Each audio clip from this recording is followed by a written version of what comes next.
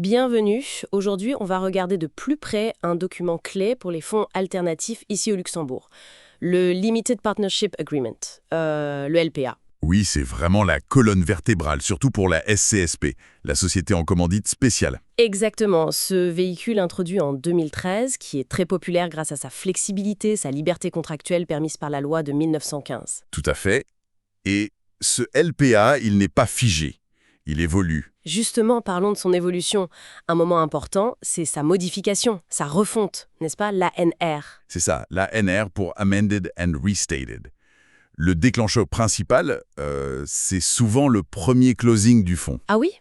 Qu'est-ce qui se passe exactement? On part d'un accord initial, souvent assez court, un short form LPA. D'accord, une version simple pour commencer, voilà. Et après ce premier closing, on le remplace par une version complète, détaillée, L entière, LPA. Et l'intérêt de ce short form au début, c'est quoi? Aller plus vite? C'est ça, rapidité pour créer la structure. Et aussi confidentialité. On ne liste pas tous les futurs limited partners, les LP, dès le départ. Logique. Et comment on passe de l'un à l'autre, légalement? Alors, l'indière LPA contient des clauses, en général dans le préambule, qui disent explicitement qu'ils remplacent et annulent complètement l'accord initial. C'est une substitution. Simple en théorie, mais j'imagine qu'il y a des aspects pratiques un peu délicats, hein? Oui, il y a une particularité luxembourgeoise. La loi exige 2 exemplaires originaux signés du contrat social. 2 originaux. Avec des LP parfois aux 4 coins du monde. Ouais. Ça doit être compliqué. Ça l'est.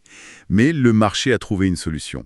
Le pouvoir de procuration, le Power of Attorney, ou POA. Comment ça marche? En gros, chaque LP donne un mandat, une procuration, au General Partner, le GP. Pour signer la ANR LPA à sa place. Exactement. Donc le GP signe une fois pour lui-même et une autre fois au nom de tous les LP en utilisant ce POA. Ça permet d'avoir les 2 originaux requis, sans faire circuler le document partout, et en gardant la liste des LP confidentielle du public. C'est efficace. Astucieux. Et ce premier closing, c'est la seule raison de faire un ANR? Non, pas forcément. Il peut y avoir d'autres raisons. Un changement de stratégie, par exemple. Comme adopter une politique ESG contraignante. Voilà. Ou une évolution réglementaire. Une SCP qui décide de devenir un ARIF, un Reserved Alternative Investment Fund, pour avoir le passeport européen. D'accord, ou juste pour faire du ménage après plusieurs petits amendements successifs. Oui, ça arrive aussi. Consolider le tout dans un document propre. C'est du housekeeping. Revenons à la négociation du LPA lui-même. C'est là que tout se joue, surtout sur les aspects économiques, j'imagine. Absolument. Les clauses économiques sont au cœur des discussions. La cascade de distribution, le fameux waterfall, c'est un point central. Et en Europe, c'est plutôt le modèle fund as a whole qui domine. Oui, largement. Ça veut dire que le GB ne touche son intéressement, le carried interest, que lorsque les LPs ont récupéré tout leur capital investi et un rendement préférentiel. Le hurdle rate. Souvent autour de 8%, c'est ça, hein? C'est un taux assez standard, oui, 8%. Ça aligne les intérêts. Il y a aussi les frais de gestion, bien sûr, et leur compensation, le fee offset. Qui réduit les frais si le GP gagne de l'argent autrement via les sociétés du portefeuille. Exact. Et pour protéger les LPs, il y a le clawback. Ah, oui, la clause qui oblige le GP à rembourser si, au final, il a touché trop de carry sur la durée de vie du fonds. Précisément. Parfois même sécurisé par une mise sous séquestre, escroc. Et au-delà de l'argent, il y a la gouvernance, j'imagine. La révocation du GP. Oui, les conditions de révocation. For cause, donc pour une faute grave. Ou même no fault, sans faute. Et aussi les événements key person, si une personne clé de l'équipe de gestion s'en va. Exactement. Tout ça est âprement négocié, souvent via des side letters. Ces accords parallèles confidentiels. Et pour éviter que ce soit trop inégalitaire, il y a la clause de la nation la plus favorisée, la NPF. Ou MFN en anglais. Oui, la MFN. Ça permet aux LP de bénéficier des meilleures conditions négociées par d'autres dans des side letters similaires. C'est devenu un standard. Mais ça doit être un sacré boulot pour le GP de gérer toutes ces clauses MFN, non? C'est un défi opérationnel, oui, mais c'est le prix à payer pour l'équité, ou du moins une certaine forme d'équité, entre investisseurs. Ok, passons à la pré-signature. L'ANR LPA est signée. Il faut informer le registre de commerce et des sociétés, le RCS. Oui, il y a une obligation de déposer un extrait de l'acte qui modifie le contrat social. Et attention, le délai est court, 1 mois. 1 mois seulement. Et si on rate ce délai? Alors là, ça coûte cher.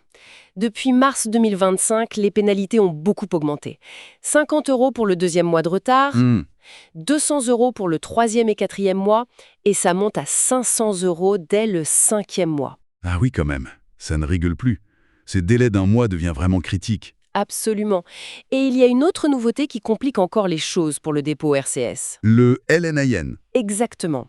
Le numéro d'identification nationale luxembourgeois, depuis novembre 2024, il faut l'inclure pour toute personne physique mentionnée dans un dépôt. Et ça implique quoi concrètement? Ça implique de collecter beaucoup d'informations personnelles avant de pouvoir faire le dépôt. Nom, naissance, nationalité, genre, adresse privée. Waouh! Et il faut des justificatifs, passeport ou carte d'identité certifiée conforme, justificatif de domicile de moins de 6 mois. Donc, le dépôt au RCS, qui était une formalité après coup, devient une énorme collecte de données avant. C'est exactement ça.